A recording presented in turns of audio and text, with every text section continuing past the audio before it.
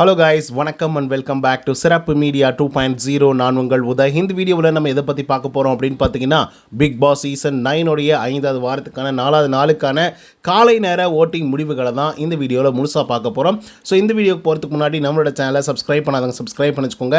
பக்கத்தில் ஒரு bell icon இருக்கும், அதையும் ப்ரெஸ் பண்ணி ஹாலில் போட்டுக்கோங்க. அப்போ தான் நாங்கள் அப்டேட் பண்ணுற ஒவ்வொரு வருஷமும் உங்களுக்கு நோட்டிஃபிகேஷன் வந்து சேரும்.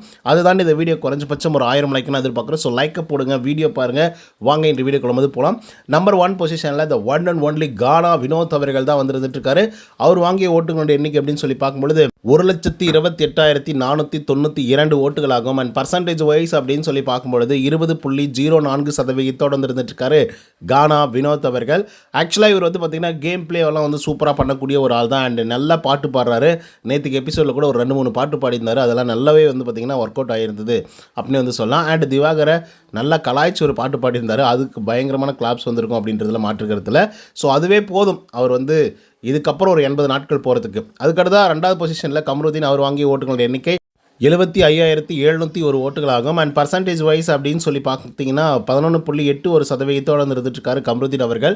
ஸோ கமருதீன் லாஸ்ட் வீக்கும் சரி இந்த வீக்கும் சரி கொஞ்சம் அடக்கமாக அமைதியாக, நானும் நல்ல பையன்தாப்பா, என்னையும் கொஞ்சம் பாருங்கப்பா, எனக்கும் கொஞ்சம் வாக்கு செலுத்துங்கப்பா அப்படின்ற மாதிரி வந்து இருந்துட்டு இருக்காரு. பட் எவில் இஸ் எவில் அப்படின்ற மாதிரி எப்போ வேணாலும் இவர் திரும்ப வரலாம். அப்படி வந்தாருன்னா இருக்குடா ஒவ்வொருத்தனுக்கும் அப்படின்ற மாதிரி வந்து இருந்துட்டு இருக்கேன்னா, இந்த வைல்டு கார்டு என்ட்ரிலாம் கொஞ்சம் ரொம்ப ஓவராக ஆடிட்டு இருக்கானுங்க. ஸோ பார்ப்போம். 3வது பொசிஷனில் வியானா அவங்க வாங்கிய ஓட்டுகளுடைய எண்ணிக்கை அப்படின்னு சொல்லி பார்க்கும்பொழுது கிட்டத்தட்ட 68,049 ஓட்டுகளாகும். அண்ட் பர்சன்டேஜ் வைஸ் அப்படின்னு சொல்லி பார்க்கும்பொழுது 10.61% இருந்துட்டு இருக்காங்க வியானா அவர்கள். ஸோ வியானா பொறுத்தவரையிலும் ஒரு நல்ல பிளேயர் தான், அதில் எந்த விதமான மாற்று கருத்துமே கிடையாது. அவங்களுடைய ஸ்டைலில் அவங்க எப்படி பதிலடிகள் கொடுக்கணுமோ அந்த மாதிரி வந்து கொடுத்துட்ருக்காங்க ஒவ்வொரு இன்சிடென்ட்டுக்கும். அண்டு இந்த சீசனை பொறுத்தவரையிலும் முதல் குறும்படம் வரப்போகுது அப்படின்ற மாதிரி வந்து சொல்லிட்டு இருக்காங்க. அந்த குறும்படம் எதுக்காக அப்படின்றத பற்றி லேட்டராக வந்து பேசுகிறேன். அதுக்கடுத்த 4வது பொசிஷனில் திவாகர் அவர் வாங்கிய ஓட்டுகளுடைய எண்ணிக்கை 61,987 ஓட்டுகளாகும். அண்ட் பர்சன்டேஜ் வைஸ் அப்படின்னு சொல்லி பார்க்கும்போது 9.67% வந்து இருந்துட்டு இருக்காரு திவாகர் அவர்கள். திவாகரை பொறுத்தவரையிலும் அவருக்கான டவுன்ஃபால் வந்து ஆரம்பிச்சிடுச்சு அப்படின்னு வந்து சொல்லலாம். ரீசன் என்ன அப்படின்னு பார்த்தீங்கன்னா, ஃபஸ்ட்டு 2-3 வீக்ஸ் எல்லாம் வந்து நம்பர் 1 பொசிஷனில் இருந்து அதிகப்படியான வாக்குகள்லாம் வாங்கிட்டு இருந்தார். பட் இப்போ வந்து பார்த்தீங்க அப்படின்னா இந்த பொசிஷனில் வந்து இருந்துட்டு இருக்காரு. ஸோ அதுவே அவருக்கு மிகப்பெரிய அளவில் ஒரு டவுன்ஃபால் தான். ரீசன் என்ன அப்படின்னு பார்த்தீங்கன்னா, அந்த வாயும் கையும் கம்முன்னு இருக்கிறதுல. ஸோ அதுதான் பெரிய ப்ராப்ளமே. பட் எனக்கு தெரிஞ்ச திவ்யாவுக்கும் இவருக்கும் ஒரு பெரிய கிளாஸ் வரும். அதுக்கடுத்து 5வது பொசிஷனில் பார்வதி 59,725 ஓட்டுகள் வந்து வாங்கியிருக்காங்க. அண்ட் பர்சன்டேஜ் வைஸ் அப்படின்னு சொல்லி பார்க்கும்பொழுது 9.31% வந்து இருந்துட்டு இருக்காங்க விஜே பார்வதி அவர்கள். ஸோ விஜே பார்வதி அவர்கள் இந்த வாரத்தை வந்து நம்ம பேசவே கூடாது, சண்டையே போடக்கூடாது அப்படின்ற ஒரு முடிவில் இருக்காங்க போல். ஏன் அப்படின்னா அதுக்கான ரீசன் வந்து நிறைய இருக்குது. திவ்யா அவர்கள் வந்து இவங்க வந்து பயங்கரமாக டீஸ் பண்ணுறாங்க. சரி ஓகே நம்ம நிதானமாக நின்று விளையாடுவோம் அப்படின்ற மாதிரி வந்து பார்வதி அவர்கள் வந்து விளையாடிட்டு இருக்காங்க. ஸோ அதுவே வந்து பார்த்திங்க அப்படின்னா அவங்களுக்கு மிகப்பெரிய ஒரு பலமாக மாறதுக்கான வாய்ப்புகள் இருக்குது. அதுக்கடுத்து 6வது பொசிஷனில் விக்ரம் அவர் வாங்கிய ஓட்டுகளோட எண்ணிக்கை அப்படின்னு சொல்லி பார்க்கும்பொழுது 56,916 ஓட்டுகளாகும். அண்ட் பர்சன்டேஜ் வைஸ் அப்படின்னு சொல்லி பார்க்கும்பொழுது 8.88% வந்து இருந்துட்டு இருக்காரு விக்ரம் அவர்கள். ஸோ விக்ரம் அவர்களுக்கு ஒரு சரியான ஸ்கோப் வந்து இந்த வாரம் வந்து கிடச்சிருக்கு அப்படின்னு வந்து சொல்லப்போனால் நேற்றிலிருந்து அவர் மேனேஜராக வந்து இருந்துட்டுருக்காரு. ரொம்ப சிறப்பாகவும் வந்து பண்ணிகிட்ருக்காரு. ஸோ அதை இன்னும் கொஞ்சம் நல்லா பண்ணார் அப்படின்னா கண்டிப்பாக மக்கள் மத்தியில் ஒரு பெரிய அளவில் வரவேற்பு கிடைக்கும் அப்படிங்கிறதுல மாற்று கருத்து இல்லை. பட் இப்போதைக்கு ஒரு ஆவரேஜான ஒரு ஸ்கோரில் இருக்கார், ஆவரேஜான ஒரு பிளேயர். 7வது பொசிஷனில் சபரி அவர் வாங்கிய ஓட்டுகளோட எண்ணிக்கை அப்படின்னு சொல்லி பார்க்கும்பொழுது 51,488 ஓட்டுகளாகும். அண்ட் பர்சன்டேஜ் வைஸ் அப்படின்னு சொல்லி பார்க்கும்பொழுது 8.03% வந்து இருந்துட்டுருக்காரு சபரிநாதன் அவர்கள். ஸோ சபரிக்கு ஒரு பெரிய ஸ்கோப் வந்து கண்டிப்பாக மக்கள் மத்தியில் வந்து கிடைக்கும் அப்படிங்கிறதுல மாற்று கருத்து இல்லை. ரீசன் என்ன அப்படின்னு பார்த்தீங்கன்னா, அவருக்கு கொடுக்கப்பட்ட கேரக்டரில் வேறு லெவல் வந்து பின்னி பெடல் எடுத்துகிட்டு இருக்காரு அப்படின்னு வந்து சொல்லலாம். எல்லாருமே பேசினா கூட அவர் பேசாமல் இருந்து அது அவ்வளோ அருமையாக அது என்டர்டைனிங்காக பண்ணுற மாதிரி வந்து பார்த்திங்கன்னா சூப்பராக பண்ணிகிட்ருக்காரு. ஸோ அந்த ஒரு விஷயம் அவருக்கு பெரிய ப்ளஸ்ஸாக அமையும்.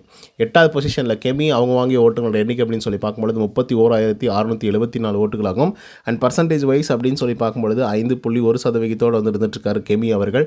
ஸோ இவங்களை பொறுத்தவரையிலையும் நேற்றுக்கு வந்து எபிசோடில் வந்து பார்த்திங்கன்னா இவங்களுடைய சீன்ஸ் எல்லாம் வந்து கட் பண்ணி தூக்கிட்டாங்க. ஒரு வேளை வந்துருந்துச்சுன்னு வச்சுக்கோங்களேன், வெறித்தனமாக இருந்திருக்கும். ஏன்னா திவ்யாவை வந்து போட்டு போலன்னு வந்து பொழந்துருந்தாங்க.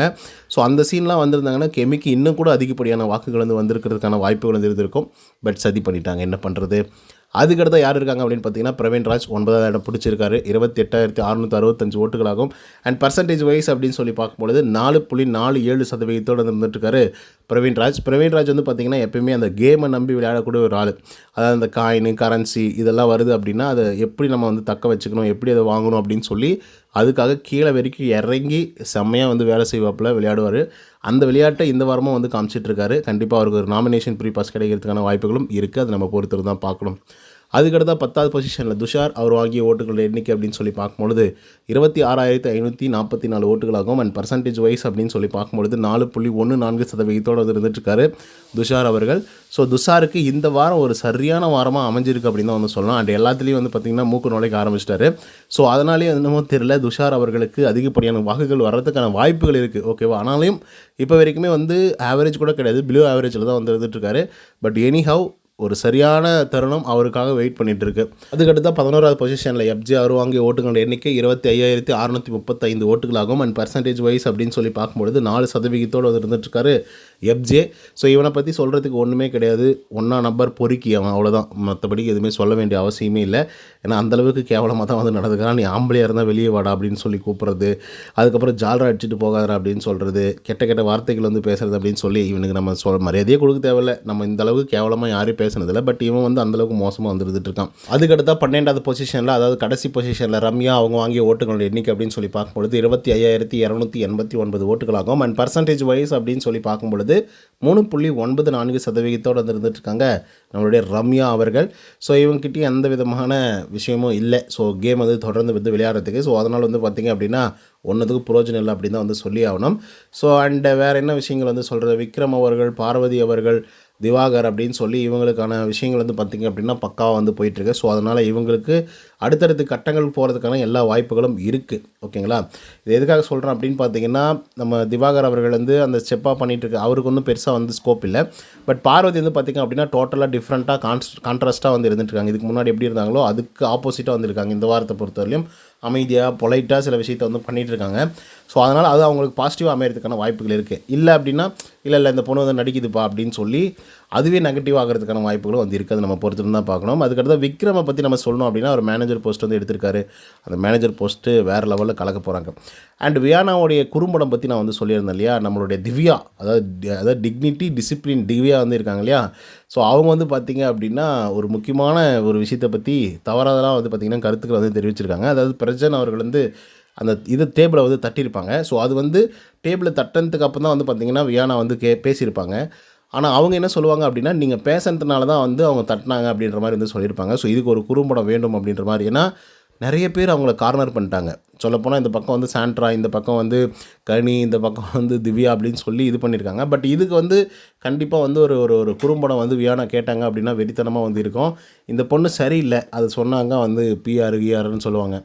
நம்ம போடுற கோட்டை வந்து நம்ம தான் அழைக்காமல் இருக்கணும். ஆனால் இவங்களே வந்து அழைச்சிட்டு இன்னொரு புதிய கோடு அப்படின்னு சொல்லி போட்டுகிட்டே வந்து போவாங்களாம். ஸோ அந்த வேலையை வந்து தொடர்ந்து வந்து திவ்யா வந்து பண்ணிகிட்ருக்காங்க. இதெல்லாம் செல்ஃபே எடுக்காது, ஏன்னா மக்கள் பார்க்குறாங்க. ஓகே கைஸ், உங்களுக்கு பிடிச்ச கண்டஸ்டன்ட் யார், நீங்கள் யாருக்கு ஓட் பண்ணீங்க அப்படிங்கிறத கமெண்ட்ஸில் வந்து பதிவு பண்ணுங்கள். இந்த வீடியோ உங்களுக்கு வந்து பிடிச்சிருந்தா லைக் அண்ட் சப்ஸ்கிரைப் பண்ண மறந்துடாதீங்க. இன்னொரு தகவலோடு சந்திக்கிறேன். Until then bye from Uday. நன்றி, வணக்கம்.